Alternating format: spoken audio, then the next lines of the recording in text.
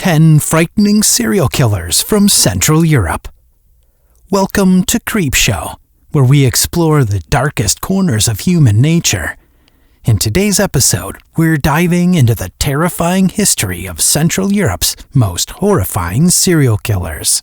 From twisted lust murderers to cannibalistic predators, these are the stories that have haunted generations. Brace yourself for 10 of the most disturbing true crime cases you've likely never heard of. Until now. Number 10. Viennese Housemaids Killer. Hugo Schenk was born February 11, 1849, in Polyglot, Austria. Schenk, an ethnic German from Moravia, was typical of the Habsburg realm. Schenk, the son of a middle-class family, was prone to crime from a young age. The gorgeous Schenk was skilled at taking women's money as well as stealing.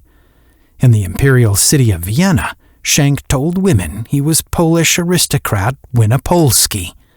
At least 4 housemaids were fooled by this scheme. Schenk and his merciless sidekick, Karl Schlosserach, tricked women into marriages or relationships, then raped and murdered them. His method was simple yet ruthless. He tied rocks to his victims' corpses and dumped them in the Danube after raping and killing them. Schenk killed his victims because he stole their money. Schenk was a thorough swindler, and Viennese police found him writing to at least 50 possible victims. 1884 saw Schenk hanged. His skull remains at Viennese Crime Museum. Number 9. The Monster of Martfu. Hungary was in turmoil in the 1950s. After Soviet Premier Nikita Khrushchev denounced Stalinist repression in 1956, thousands of Hungarians protested. Communist Premier Imre Nagy established a multi-party system, believing Central Europe was entering a new political era. Moscow protested, and on November 1, 1956, the Soviet Red Army invaded Hungary and installed a hard-line communist state with more local authority. Given such momentous events, common Hungarians may not have noticed a 1957 serial killer strangling women. Later known as the Monster of Martfu, Peter Kovacs killed 5 women over 10 years. First victim, Margit Szigeti, was found dead by police on July 22, 1957. In 1963, the killer resumed strangling women in Martfu, a small town. Truck driver Kovacs was arrested in 1967 and lived outside Martfu. A classic desire killer, Kovacs tracked his victims after becoming sexually aroused by their attractiveness. Kovacs bicycled after his first victim left her shoe factory on employment and hit her head with a blunt weapon from behind. Kovacs' other victims were abused before dying. Szolnok County Court hanged Kovacs on December 1, 1968. His capture freed Janos Kirjak, who had served 11 years for murdering Margit Szigeti, and exposed the Hungarian Communist Party's inability to accept serial killers in socialist governments.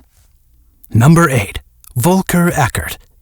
German truck driver Volker Eckert admitted to contemplating murder before committing his first. Eckert, born July 1, 1959, in Communist East Germany, committed his first murder at 15 in 1974. The victim was Eckert's schoolmate and a year younger. Eckert strangled the girl and faked her suicide. Plowing grown-ups swallowed this con for decades. Eckert strangled prostitutes in various nations in all of his future crimes. Eckert victimized drug users, illegal immigrants, and disregarded women.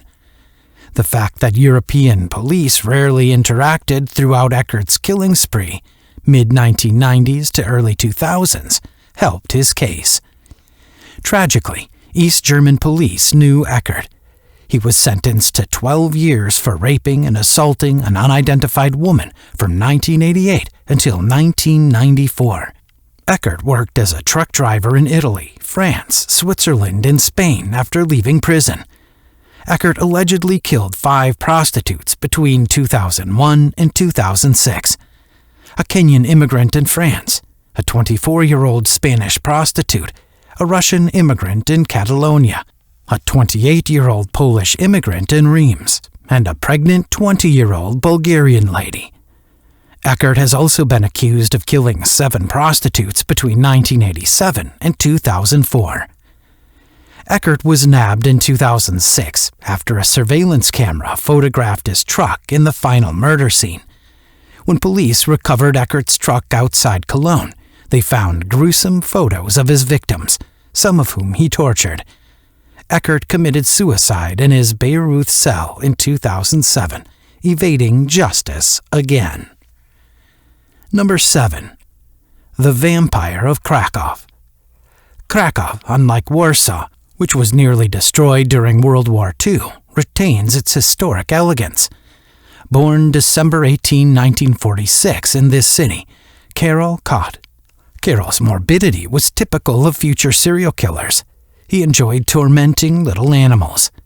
Karol enjoyed animal mutilation throughout his teens. Kott was a bad student and had a nervous breakdown at university. Kott joined a shooting squad at a technical college. Soon after beginning at his new school, Kott attacked in September 1964.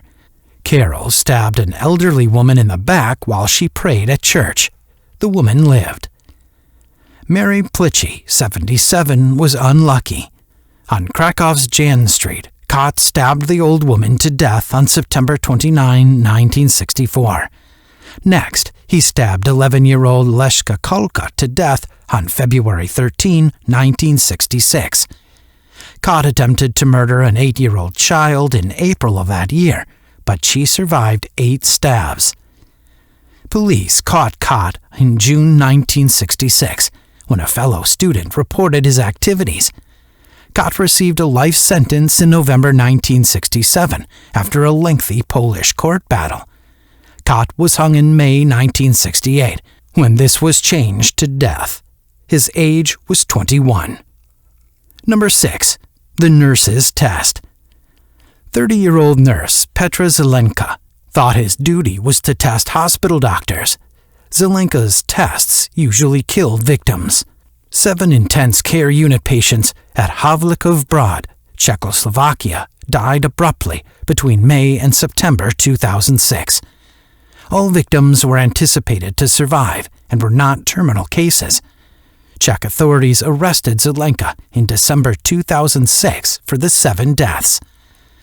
Zelenka secretly gave the victims heparin, investigators found. Zelenka gave the medication in such massive amounts from a concealed vial that most victims died of internal hemorrhage. He then confessed to trying to kill 3 more patients, but each failed. Amazingly, Zelenka had worked at the hospital for 7 years and had multiple run-ins with hospital authorities before the murders.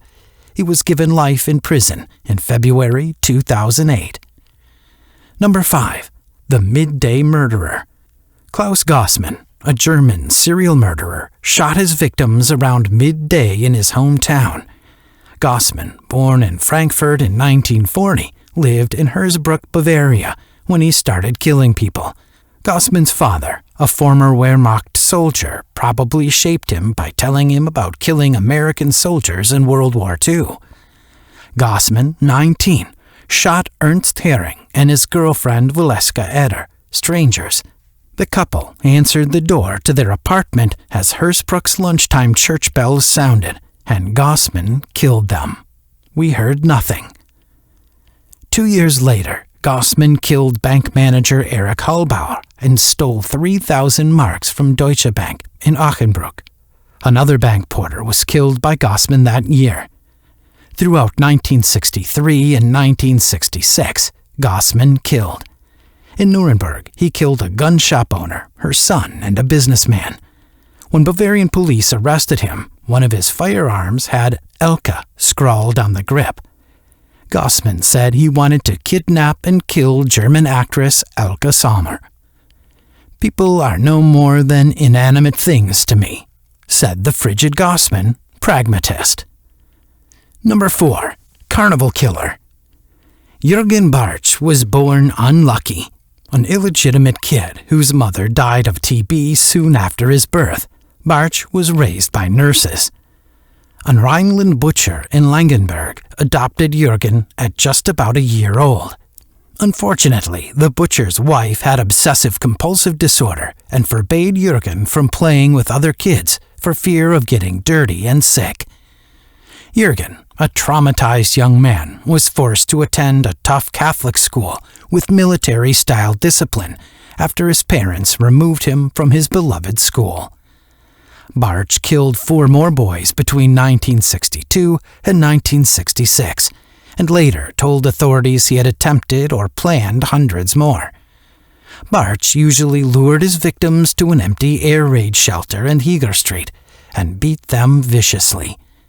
Bartsch then tied his victims up, fondled their genitals, masturbated, strangled or stabbed them to death, then cut open their corpse to empty their stomachs and chests. Bartsch was captured in 1966 after 15-year-old Peter Fries escaped the air raid bunker using a candle Jürgen left behind. Bartsch admitted his guilt and received a 10-year juvenile sentence in December 1967. He died 9 years later, in April 1976, from a botched castration. His anesthetic was excessive. Number 3. Sexual offender. Erich Hauert is the most hated serial killer in quiet Switzerland. On October 30, 1993, Zurich police uncovered the death of missing 20-year-old scout leader Pasquale Bruman, making Hauert famous. A stranger stabbed Bruman in the neck, leaving no doubt about her death. On November 1, 1993, police arrested Hauert for Bruman's murder. Police recognized Hauert from his 11 rape and 2 murder convictions. Hauert raped and killed a 26-year-old woman near Lake Zurich in 1982. A year later, Hauert killed again. A 72-year-old woman was the victim. Hauert admitted these crimes and was sentenced to life. His sentence was lowered over time. A jail program that gave Hauert unaccompanied leave killed Bruman. Many believe that Swiss voters in 2004 supported mandatory life terms for severe sex offenders because of Hauert's case and the 1996 rape of a 13-year-old girl. Hauert received a second life sentence in 1996. Zurich was sued by Bruman's mother for lax management of the serial sex offender. Number 2. Death-Keeper. Lucerne nurse Roger Andermatt is Switzerland's most prolific serial killer. After killing 22 patients, Andermatt, the Death-Keeper of Lucerne, was condemned to life in jail on January 29, 2005. Most of Andermatt's victims were 66 to 95 and lived in nursing homes. Andermatt usually injected his victims with fatal tranquilizers. He would then suffocate them with plastic bags. Instead of working with elderly patients at nursing homes, Andermatt taught dance and DJ'd as ROG. His defense team tried to convince the Swiss jury that the 36-year-old nurse killed his victims out of sympathy. Andermatt said he no longer wanted to see the elderly suffer and decided to kill them out of kindness. Andermatt confessed to 25 murders after being tried for 22. Ironically, all Swiss cantons where Andermatt died allow euthanasia, yet he violated the country's severe compliance laws. Number 1. The Ruhr Cannibal. Unlike Jeffrey Dahmer, Joachim Kroll killed 14 people before anyone knew who he was. Born in Silesia, now Zabrze, Poland, Kroll was the 6th of 9 children. During World War II, Kroll's coal miner father became a prisoner of war, and the family traveled west to North Rhine-Westphalia. Kroll's horror began in 1955. Kroll raped, stabbed, and mutilated 19-year-old Irmgard Strahl first. Kroll also killed 15-year-old Manuel Knott, raped and cannibalized him in July 1959. 13-year-old Petra Gies, who died around Easter 1962, and 20-year-old Ursula Rolling, who died in September 1966. Kroll got away with his bloodletting due to poor police action. Kroll's atrocities were committed by others, including Vinzenz Kuhn, the Geese murderer. Walter Quicker committed suicide after being the main suspect in Monika Taffel's murder. Rohling's boyfriend, Adolf Schickel, committed suicide after being suspected of her murder. In the Ruhr Valley, Kroll slaughtered, disfigured, and cannibalized victims for 21 years. Kroll's luck ran out in July 1976, when he casually notified a neighbor that their common toilet was full of entrails. After the neighbor reported the 43-year-old man's bizarre statement, cops found a liver, 2 lungs, 2 kidneys, and a heart on Kroll's stove. Police found 4-year-old female body parts. That girl was Marion Ketter, a missing youngster. Kroll confessed to 14 murders during trial. Kroll explained that cannibalism reduced his grocery bill. Kroll died of a heart attack in jail in 1991 after being condemned to life. These 10 serial killers left a trail of terror that scarred Central Europe for decades. Their heinous acts remind us of the darkness lurking behind seemingly normal lives. If you found these episodes chilling, be sure to like, subscribe, and hit the notification bell so you never miss an episode. And as always, keep the lights on, because you never know what's lurking in the shadows. Thanks for watching Creepshow. Until next time, stay creepy.